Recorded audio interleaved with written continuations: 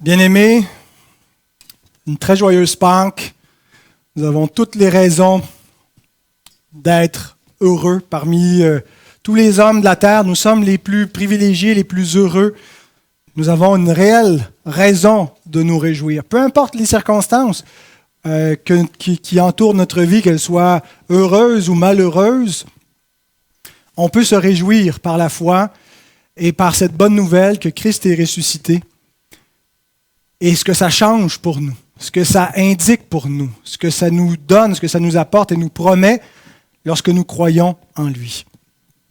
C'est une belle période de l'année, Pâques, qui arrive toujours avec le printemps. Et le printemps nous rend heureux, n'est-ce pas? Après les 6 mois d'hiver difficiles du Québec, le soleil qui paraît plus longtemps, la température qui se met à se réchauffer, la neige qui fond rapidement, on va voir des bourgeons. Et c'est la nature qui revit. On passe de la mort de l'hiver à la naissance du printemps.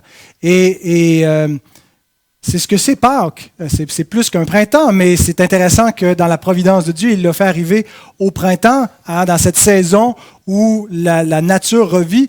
Et il y a peut-être une indication voulue par la providence de Dieu qui nous montre que le printemps véritable, c'est celui de la résurrection. La résurrection de Christ, qui est plus qu'un printemps, qui n'est pas simplement un cycle naturel des choses, mais c'est le recommencement de toutes choses. Dieu a promis que cette vieille création dans laquelle la mort est entrée, qui est dans l'hiver depuis la chute de l'homme, ressusciterait, qui aurait un recommencement, qu'il y aurait une résurrection d'entre les morts et que Dieu ferait des nouveaux cieux et une nouvelle terre.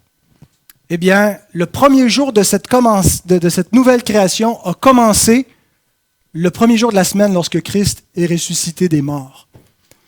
Et nous allons lire donc ce récit et nous allons le voir au travers des yeux de Marie-Madeleine. Un récit que nous connaissons bien, nous connaissons le récit de la mort et de la résurrection de Christ. Nous allons y revenir à nouveau, nous tendons à oublier, nous avons besoin d'entendre à nouveau l'Évangile prêché, de le contempler. Et donc nous allons le faire au travers des yeux de cette femme qui fut la première témoin de la résurrection corporelle de Jésus-Christ.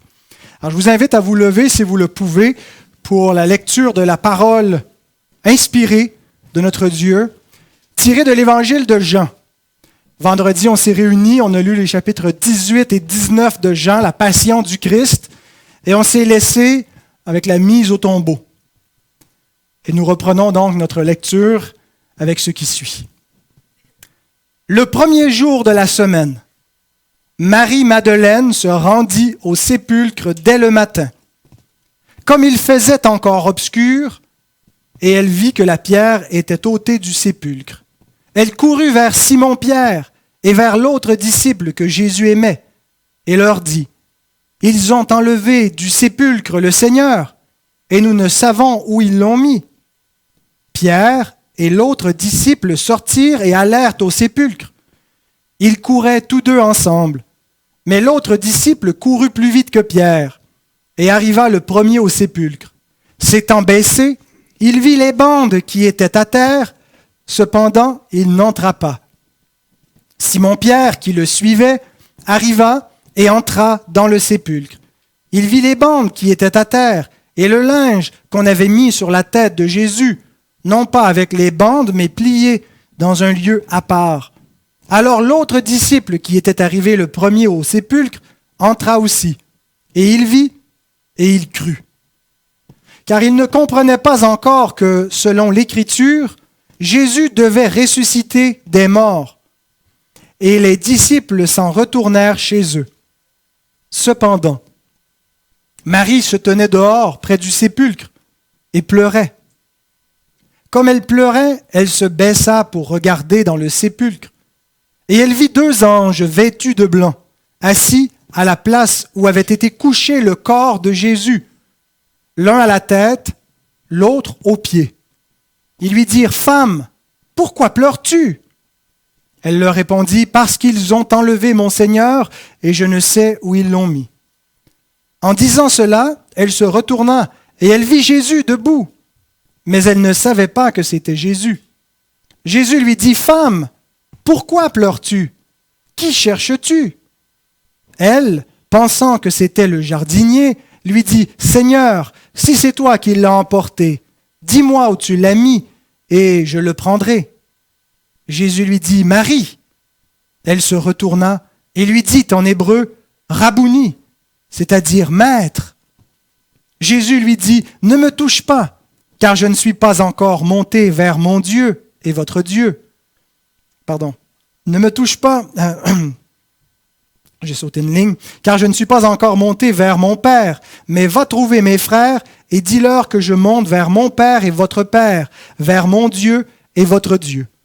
Marie-Madeleine alla annoncer aux disciples qu'elle avait vu le Seigneur et qu'il lui avait dit ces choses. Prions. Seigneur, comme nous sommes privilégiés d'avoir ces récits de témoins oculaires qui ont été préservés par ta providence, Seigneur, tu as gardé ta parole et par elle, Seigneur Dieu, tu nous as appelés à toi. Par l'Écriture qui nous révèle Christ, tu nous as permis de comprendre qui il est, tu nous as donné la foi pour croire en sa mort et sa résurrection. Donne-nous à nouveau ce matin, alors que l'Écriture est exposée, de voir Christ, de voir sa gloire.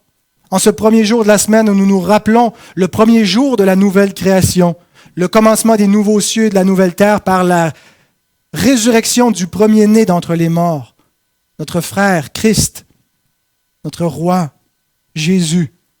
Donne-nous de contempler sa gloire et de croire, d'être affermis dans la foi un peu plus. Ouvre les yeux de ceux qui sont encore aveugles parmi nous. Régénère les cœurs qui sont captifs dans les liens de la mort. Seigneur, que par ta parole et par la puissance de l'Évangile, tu fasses encore ton œuvre de vie et de salut parmi nous tous. Amen. Vous pouvez vous asseoir.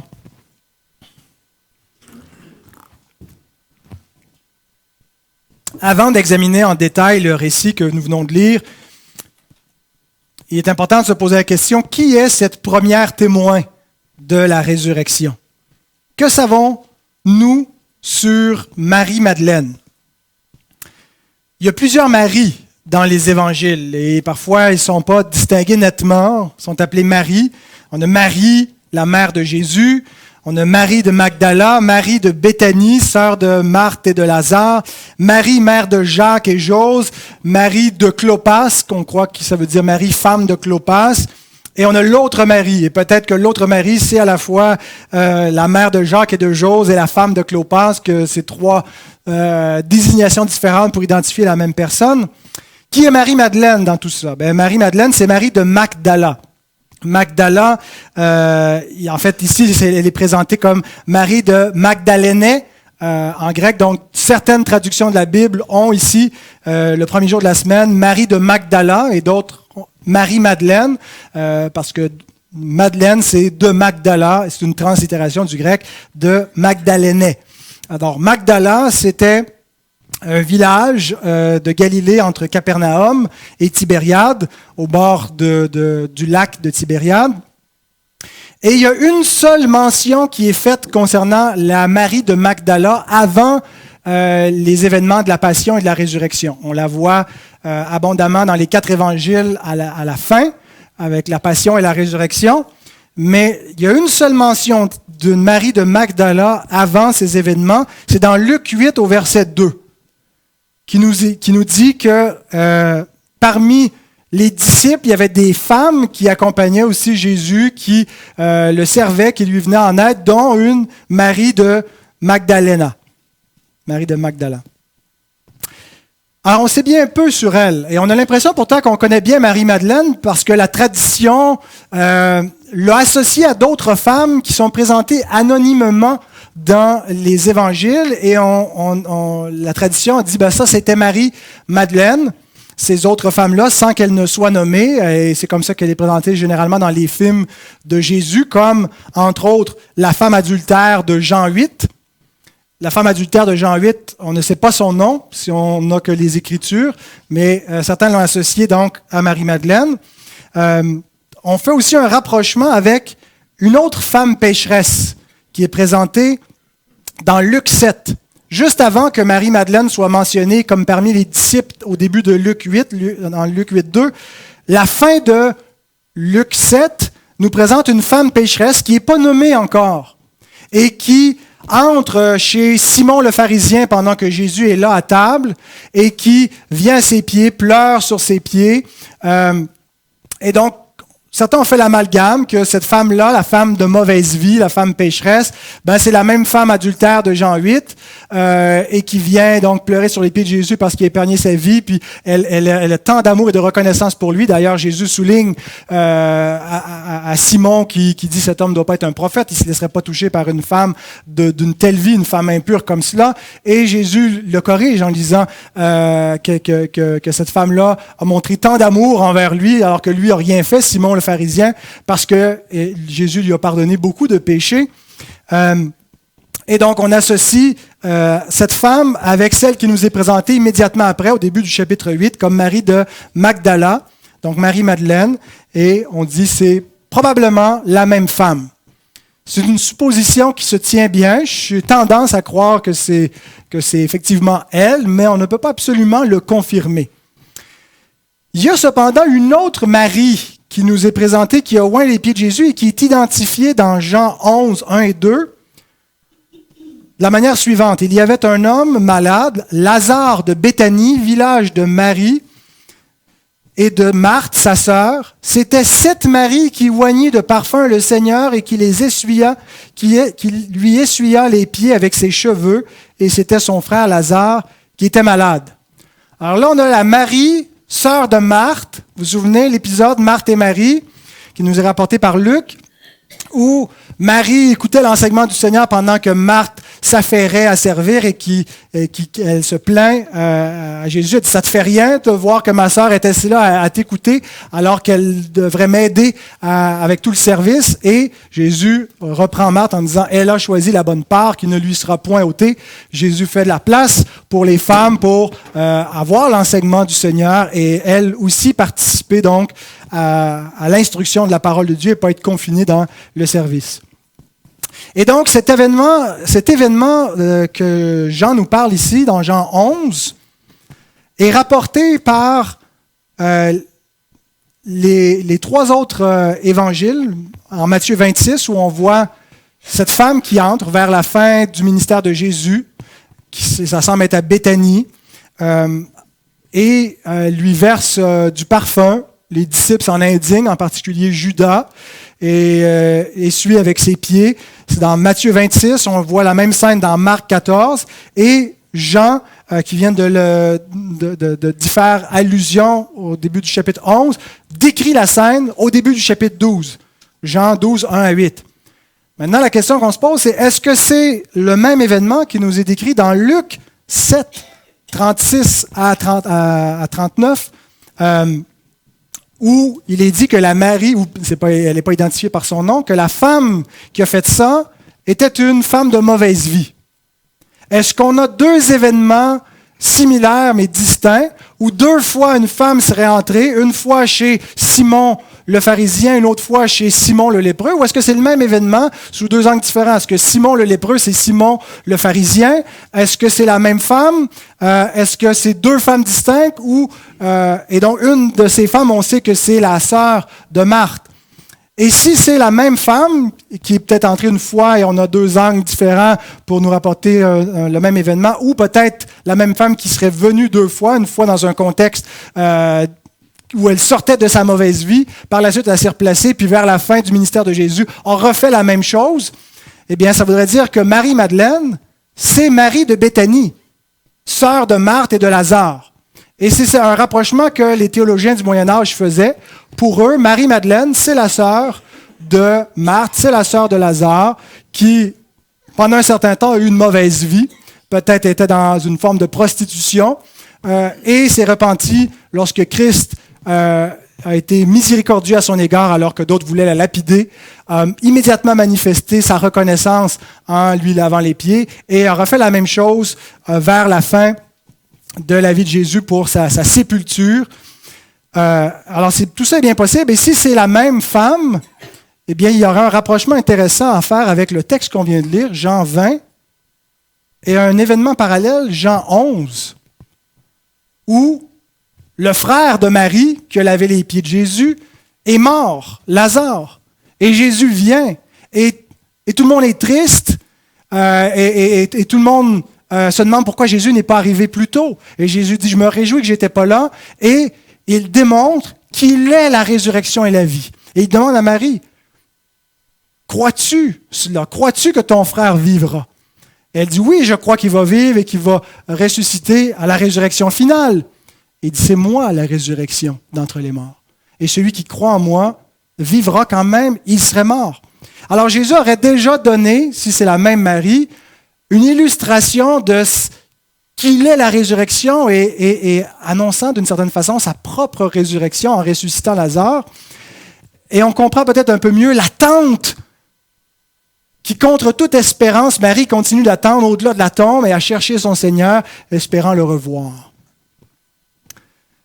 Mais tout ça, ce sont des hypothèses. On n'est pas absolument certain de qui était Marie-Madeleine parce qu'il nous est dit bien peu sur elle, mais ce que nous savons avec certitude, c'est qu'elle avait été sauvée par Jésus.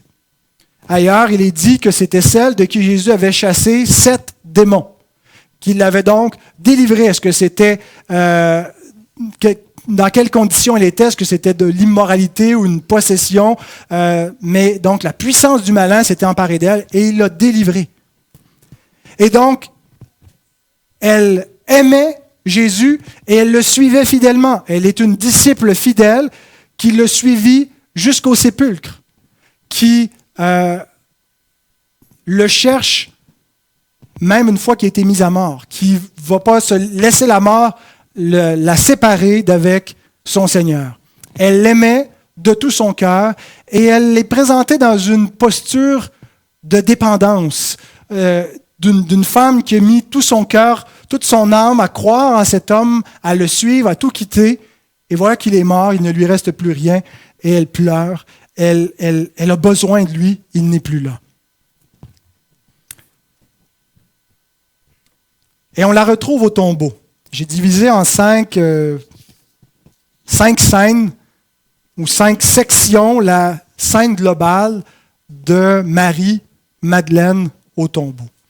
La première, c'est les versets 1 à 9, où Marie trouve le tombeau vide et elle avertit Pierre et Jean.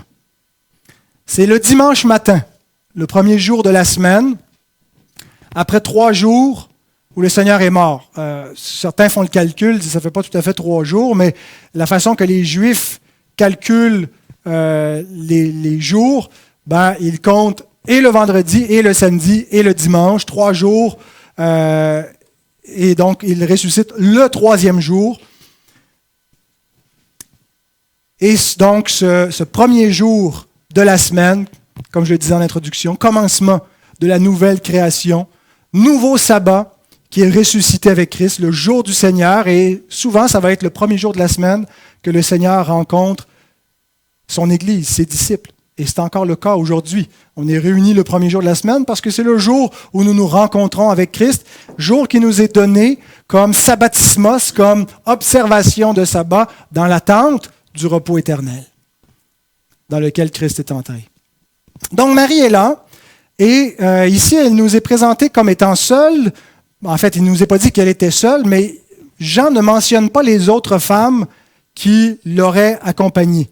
Alors peut-être que dans la perspective de Jean, les autres femmes sont là, mais il veut juste mettre le projecteur sur une.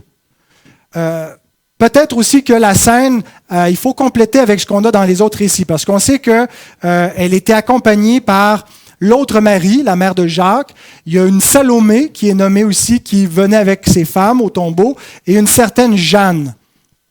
Et elle venait pour embaumer le corps de Christ, pour donner une sépulture honorifique.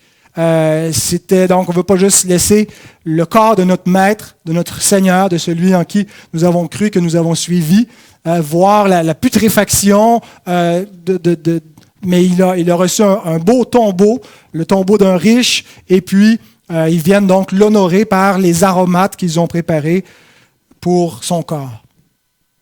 Alors, il est possible que Marie-Madeleine, si on veut harmoniser les autres récits qui nous sont donnés, expliquer les divergences, qui ne sont pas des contradictions, qui sont des éléments qui doivent être harmonisés pour compléter la scène complète. Il n'y a aucun évangéliste qui nous donne tous les détails complets. Il faut les regrouper ensemble et harmoniser le tout. Alors, quand on fait cela, on peut supposer que Marie était peut-être un petit peu plus pressée que les autres et qu'elle les a devancés, qu'elle est arrivée la première et qu'elle aurait trouvé le tombeau vide. Et sa première réaction, en voyant cela, elle a paniqué et elle est partie chercher les disciples. Elle est partie avertir Pierre, Jean et les disciples les plus proches du Seigneur qu'elle pouvait trouver parce que là, elle ne pouvait pas laisser les choses ainsi.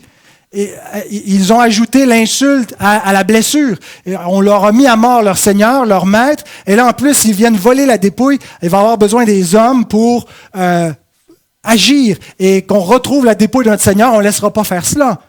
Alors, elle est dans un état un peu de panique parce qu'elle croit que le corps de Jésus a été enlevé par les ennemis. Et il est possible donc, si on veut essayer de reconstituer la scène, qu'elle est partie sans attendre les autres femmes et que les autres femmes soient arrivées pendant ce temps-là au tombeau et que déjà elles aient eu des apparitions d'anges. C'est une possibilité. Il y aurait d'autres façons de reconstruire la séquence, la chronologie des événements. Mais que ces mêmes femmes seraient venues rejoindre les disciples alors que Marie-Madeleine les avait précédés pour dire le corps du Seigneur n'est pas là, parce que dans d'autres versions, ça nous dit aussi que quand les femmes sont venues, elles ont rapporté aux disciples que des anges leur étaient apparus. Alors peut-être qu'il y a eu cette séparation entre les femmes, certaines l'ont vu, et donc Pierre et Jean ont pris ça pour des rêveries, mais sont quand même partis voir à la course. Et donc Jean, qui se nomme pas, mais s'identifie comme le disciple que Jésus aimait, comme l'autre disciple, part en courant en même temps que Pierre, mais court un peu plus vite, et arrive le premier au tombeau, et il s'arrête. Il sent un petit peu qu'il est en lieu saint. Peut-être, donc, qu'il a déjà eu le rapport des femmes, que des anges étaient apparus. Il sent qu'il y a quelque chose, un peu comme Moïse, lorsqu'il voit le buisson ardent et que Dieu lui dit « Enlève tes chaussures ». Il y a quelque chose de sacré, il y a quelque chose de saint et d'effrayant dans cette scène-là. Alors il s'arrête devant le tombeau, il se penche, et il voit les bandelettes, il voit que le corps n'est pas là. Et Pierre arrive à la course et lui fonce et entre directement dans le tombeau. On voit vraiment deux hommes différents, deux personnalités. Un Pierre un peu moins vite, mais un peu plus brutal, donc, qui entre dans le tombeau, qui constate les choses. Et donc Jean, versets 8 et 9, alors l'autre disciple qui était arrivé le premier entra aussi. Et il vit, et il crut. Car il ne comprenait pas encore que selon l'Écriture, Jésus devait ressusciter des morts. D'abord le verset 8, il vit et il crut. Il y a une relation intéressante entre le fait de voir et de croire, surtout qu'un petit peu plus loin dans le même chapitre, versets 24 à 29, on a l'incident avec Thomas, qui ne croira pas à moins de voir. Et c'est intéressant parce que, en fait, qu'est-ce que Jean a vu? Il a vu quelque chose d'absent. Il n'a pas vu le corps du Seigneur. Il a vu un tombeau vide, il a vu des bandelettes retirées. Peut-être que ce qu'il a cru, c'est le rapport des femmes qui venait d'être fait, que des anges étaient apparus, si c'est dans la bonne séquence. Mais il a cru par ce qu'il n'a pas vu, et non pas par ce qu'il a vu. Le théologien Don Carson écrit ceci: « La plupart des premiers témoins sont venus à la foi en Jésus comme Seigneur ressuscité, non parce qu'ils ne purent pas trouver sa dépouille, mais parce qu'ils trouvèrent Christ vivant. Cependant, Jean atteste qu'il a eu cette foi avant de voir Jésus dans un état ressuscité. Il fit ce pas non seulement parce que la tombe était vide, mais parce que les vêtements funéraires étaient encore là. » Et on a appelé comme Jean, bien qu'on n'a pas vu le tombeau vide, mais vous pouvez aller voir et trouvé le tombeau vide, parce que d'ailleurs, notez que personne qui s'oppose à la résurrection du Christ n'a pu produire sa dépouille. Ça aurait été quelque chose de facile pour les autorités dès que les disciples ont commencé à prêcher la résurrection et qu'ils n'arrivaient pas donc à les empêcher d'annoncer cela. Ils auraient pu contrecarrer leur plan et démentir ces rumeurs de résurrection en prouvant qu'il n'était pas ressuscité, en amenant le corps d'un crucifié, en ouvrant une tombe, ce qu'ils n'ont jamais pu faire et ce qu'aucun homme n'a pu faire parce qu'il est ressuscité. Et donc, on est appelé, comme Jean, à croire sans avoir vu Christ. Heureux ceux qui ont cru sans me voir. Mais malgré sa foi, le verset 9 nous dit qu'il ne comprenait pas encore que, selon les Écritures, Christ devait ressusciter. Il n'y a pas une contradiction. Ça nous dit qu'il croit qu'il est ressuscité, mais il ne comprend pas encore le sens de tout cela. Jésus avait annoncé sa mort et sa résurrection, mais il n'avait pas tout expliqué aux disciples. Et c'est surtout qu'il ne comprenait pas que c'était selon les Écritures. Il ne comprenait pas encore le sens des Écritures, que c'était par la résurrection que viendrait l'intronisation du fils de David, que ce n'était pas en ressuscitant des morts que Dieu ferait asseoir un descendant à David qui régnerait éternellement. Donc, il ne comprenait pas encore les Écritures. Alors, il avait la foi, mais c'était une foi qui demandait à être instruite, à être fortifiée. Et ça nous indique quelque chose sur la nature de la foi. Avoir la foi, ce n'est pas nécessairement tout comprendre d'un coup. La foi est appelée à progresser, à s'affermir, à s'instruire. Et donc, elle peut être par moments ballottée par le vent, être affectée par des fausses croyances, par des doutes, mais nous avons la responsabilité d'instruire notre foi, de la fortifier dans les Écritures. Alors revenons à Marie, maintenant qu'on a fait cette petite interlude avec Pierre et Jean, parce que le récit continue, ma deuxième partie, c'est Marie qui reste au tombeau et qui pleure, versets 10 et 11. Jean présente un contraste entre Marie et les deux disciples, les deux autres apôtres. Il dit, « Et les disciples s'en retournèrent chez eux. Cependant, il y a un contraste, une préposition contrastive, cependant, mais Marie se tenait dehors, près du sépulcre, et pleurait. » Jean a cru, il n'a pas tout compris.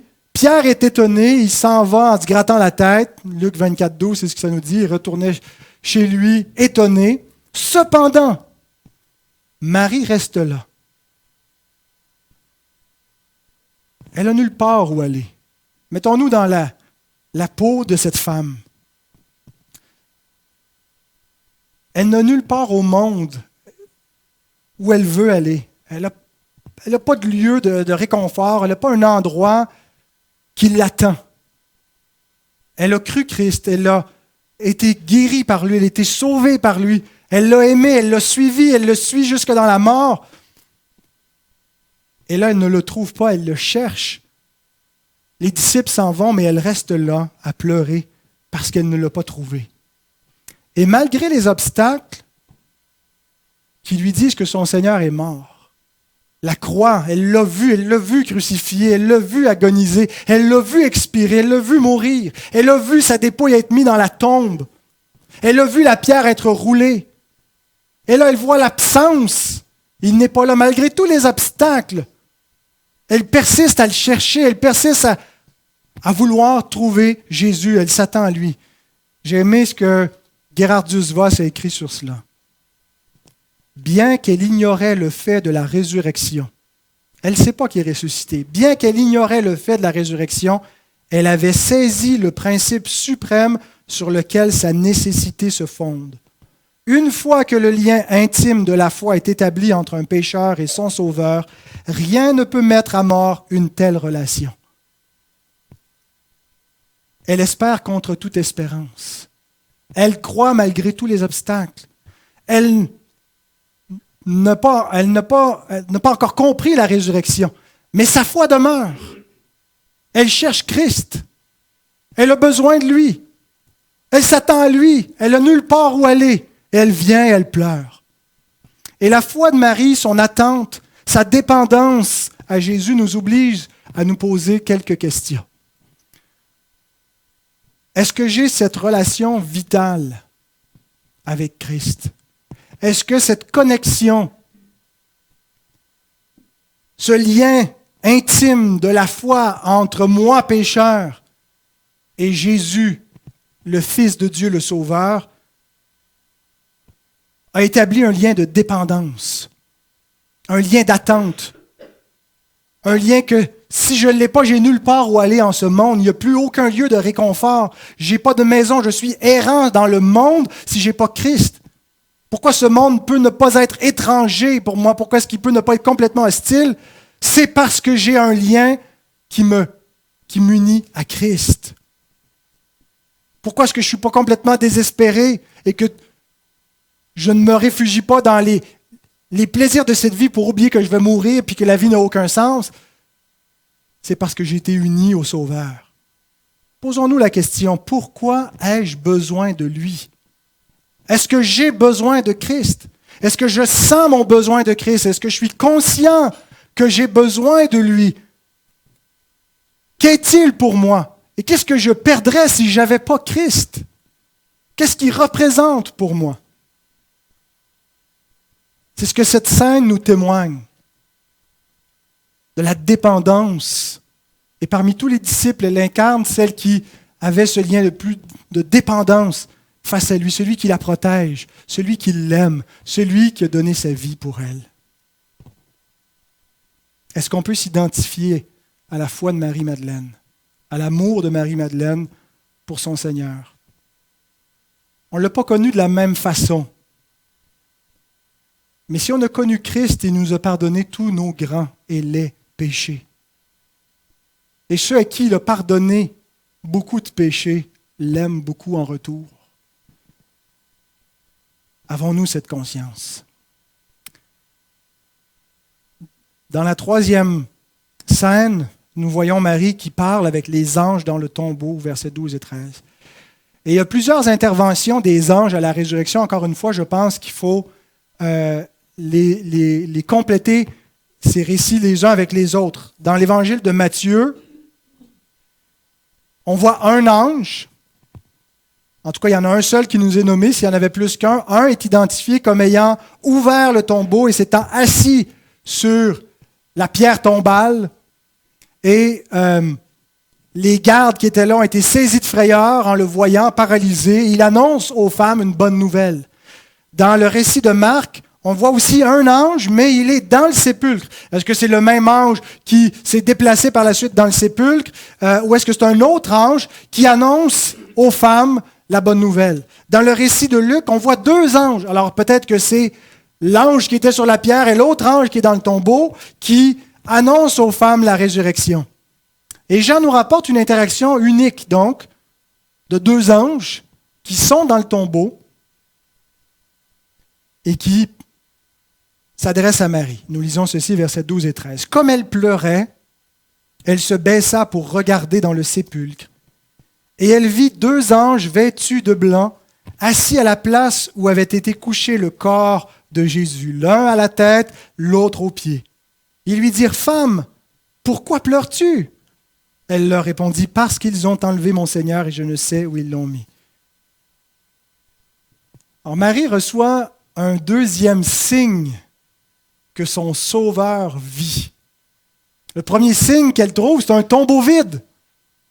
Mais elle l'a mal interprété.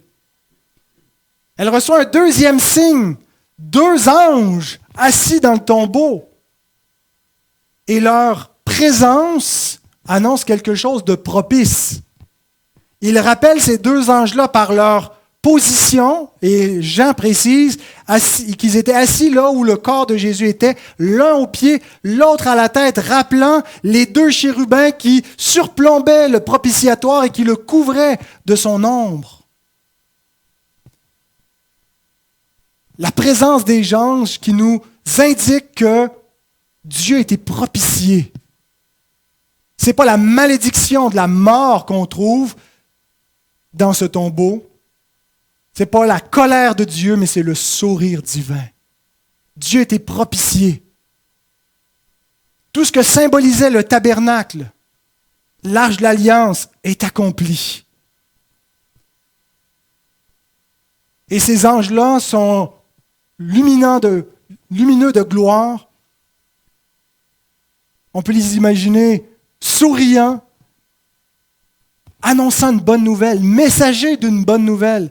Il y avait des anges lorsque Christ est né dans le monde pour annoncer la naissance du Sauveur du roi, et des anges lorsque Christ est né, le premier d'entre les morts, à sa résurrection.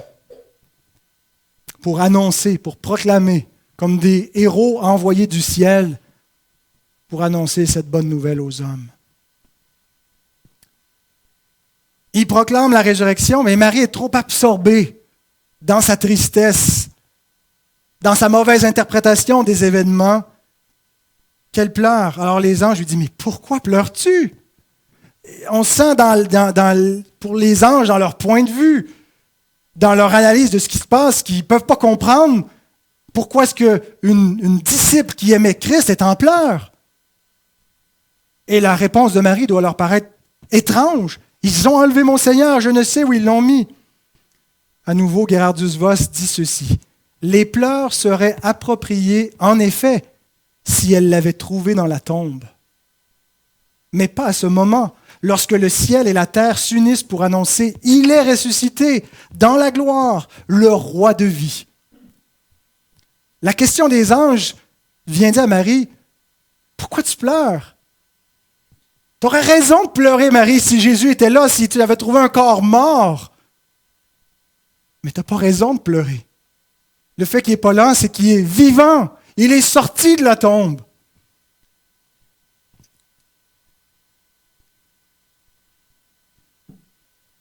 Les apôtres de Christ nous commandent de nous réjouir. Après la résurrection, c'est un commandement pour tous les chrétiens.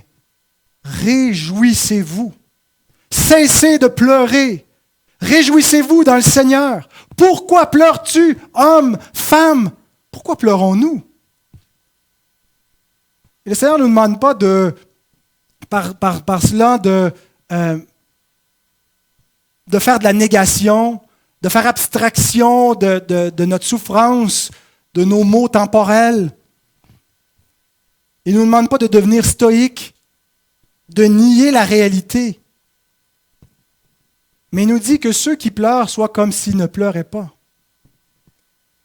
Parce qu'ils ont une espérance, parce qu'ils ont une raison de se réjouir, parce qu'il y a une joie qui est là pour eux, déjà maintenant, qui doit surpasser toutes les tristesses, toutes les tragédies de cette vie.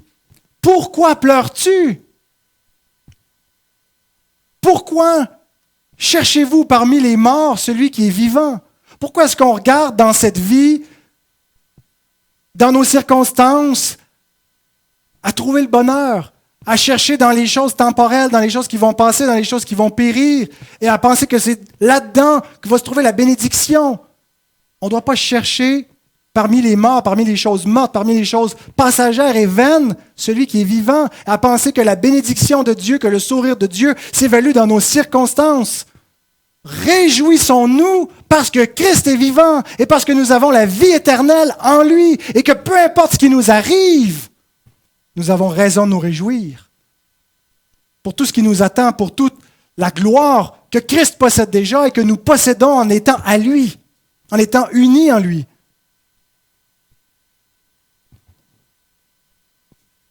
Si on n'arrive pas à se réjouir, c'est parce que nos cœurs ne sont pas au bon endroit. Là où est ton trésor, là aussi sera ton cœur. Si Christ est notre trésor, notre cœur va être dans le ciel, notre cœur va être dans l'allégresse. De sorte que les apôtres peuvent très bien nous commander, réjouissez-vous toujours dans le Seigneur. Ça achève, Abigail, fais-toi-en pas. Il me reste 2 petits points. Marie rencontre Jésus hors du tombeau, versets 14 et 16.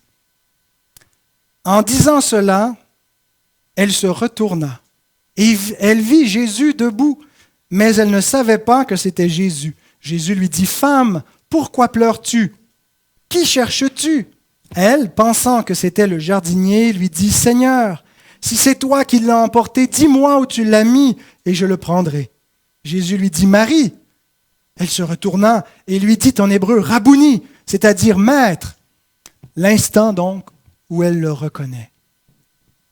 Frères et sœurs, il est important de réaliser qu'il y a deux perspectives qu'on voit ici dans cette scène et qui nous indiquent aussi qu'il y a deux perspectives dans notre vie à nous, dans notre réalité.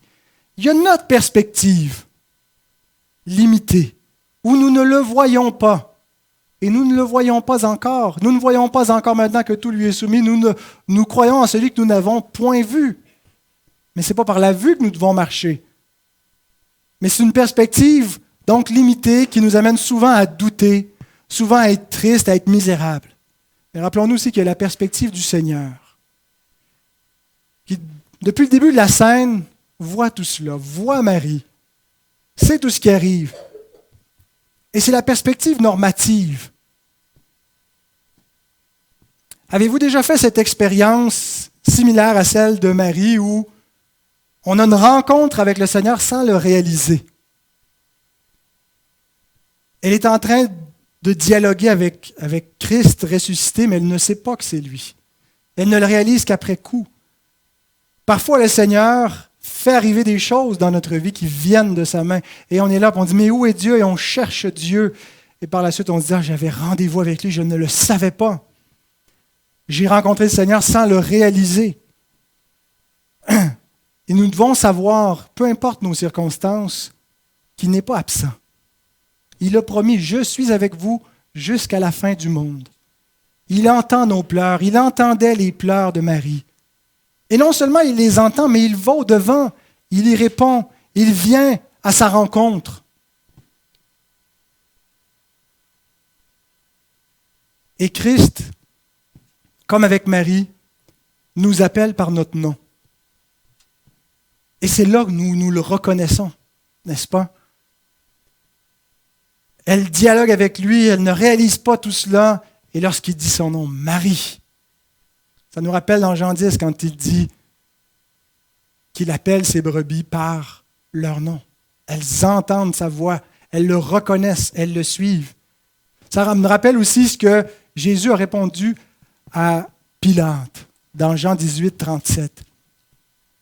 Un peu avant, Pilate lui dit, « Tu es donc roi ?» Jésus répondit, « Tu le dis, je suis roi.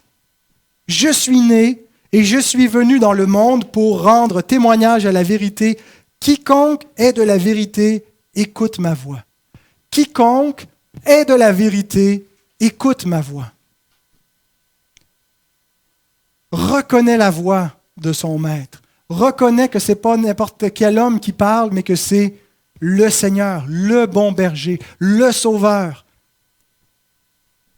qui ne fait pas juste parler, mais qui lui parle à lui, qui l'appelle lui. Et ce qui importe, ce n'est pas de se souvenir d'avoir entendu une première fois sa voix, d'avoir eu ce sens que le Seigneur nous appelait, mais c'est de savoir si nous écoutons maintenant sa voix, si nous marchons à sa voix. Certains ont une expérience semblable à celle de Marie, où il y a un moment très très fort où ils savent qu'ils ont rencontré le Seigneur ressuscité. Ils ont été appelés par lui. D'autres d'entre nous n'ont pas vécu cette même expérience, et parmi les disciples, certains ne vivront pas cette expérience où il a prononcé leur nom. Mais quiconque est de la vérité, écoute sa voix. Est-ce que j'écoute la voix de Christ? Est-ce que j'ai reconnu la voix de Christ comme la voix de Dieu, la voix de mon Seigneur, la voix de celui qui doit me diriger? Est-ce que je le suis? Parce que si c'est le cas, il m'a appelé, comme il a appelé Marie. Et dès cet instant, dès l'instant où Marie reconnaît Jésus, elle est au paradis. Jean ne décrit pas le changement émotionnel qui a pu se produire en Marie. Il nous dit en un seul mot, en ce qu'elle lui dit, Rabouni, maître. Et c'est ce que font tous ceux qui ont été appelés par Christ. Ils l'appellent maître, ils l'appellent Seigneur. Et ils se saisissent des pieds de Christ. Et c'est comme ça que j'imagine la scène ici. Quand elle le reconnaît à ce moment-là, son cœur bascule, elle sait qui est devant elle, elle voit qu'il est ressuscité et elle se jette à ses pieds, elle s'accroche après lui. Il nous est dit dans Matthieu 28, 9 que les femmes, lorsqu'elles le virent, tombèrent à ses pieds, se saisirent de ses pieds. Donc peut-être qu'il n'y avait pas seulement Marie dans cette scène et que Jean nous parle que de Marie pour mettre le projecteur sur elle. Peut-être qu'il est apparu par la suite aussi à d'autres femmes.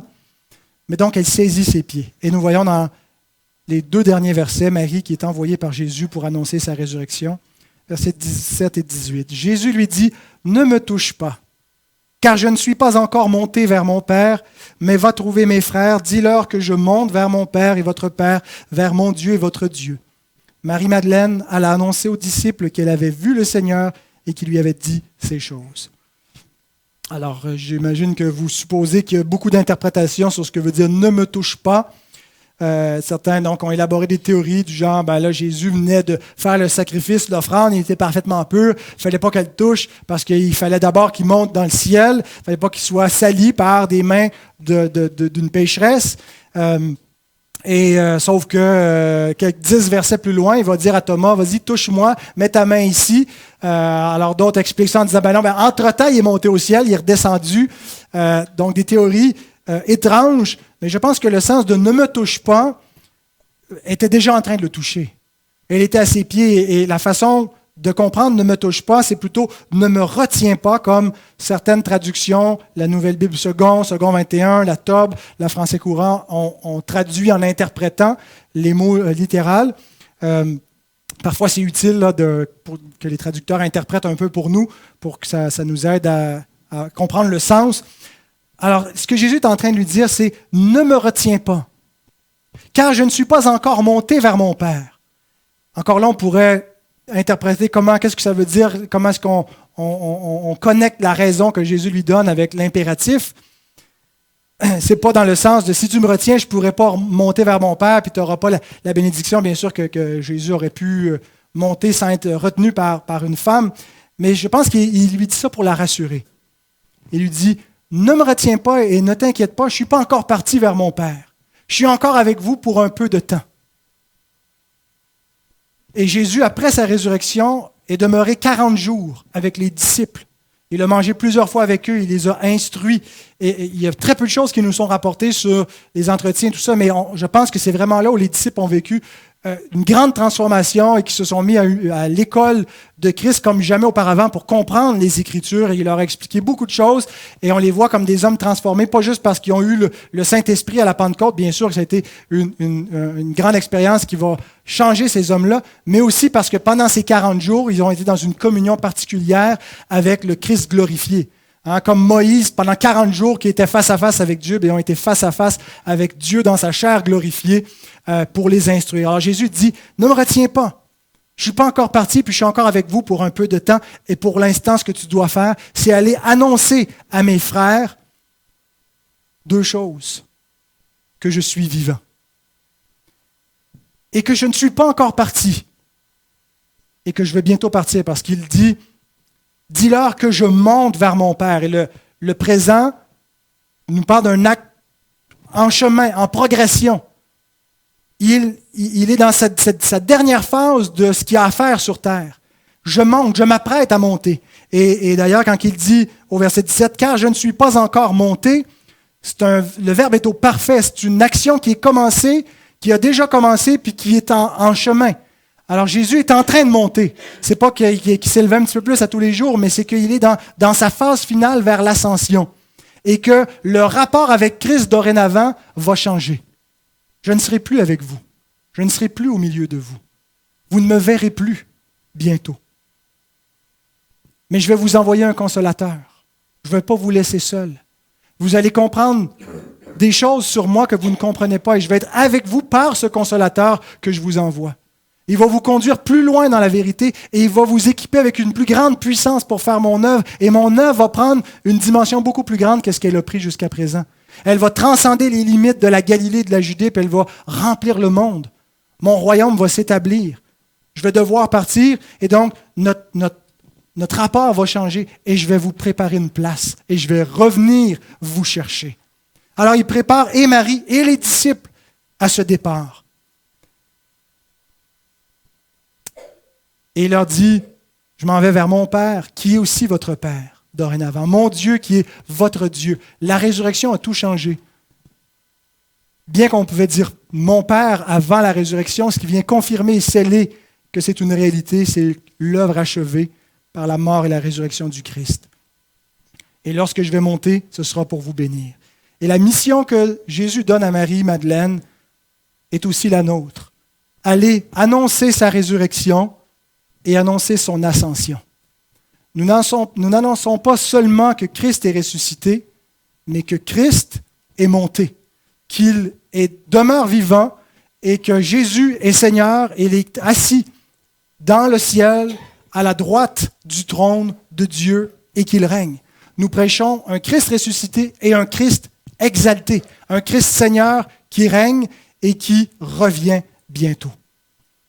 Alors voilà donc le message que le Seigneur nous a chargé et nous allons maintenant nous approcher de Christ par la table du Seigneur, par laquelle nous sommes en communion avec ce Christ, en ce moment même, qui est assis dans le ciel, et par la puissance de son esprit qu'il a reçu avec abondance du Père, nous sommes liés nous aussi avec Jésus dans le ciel. Amen.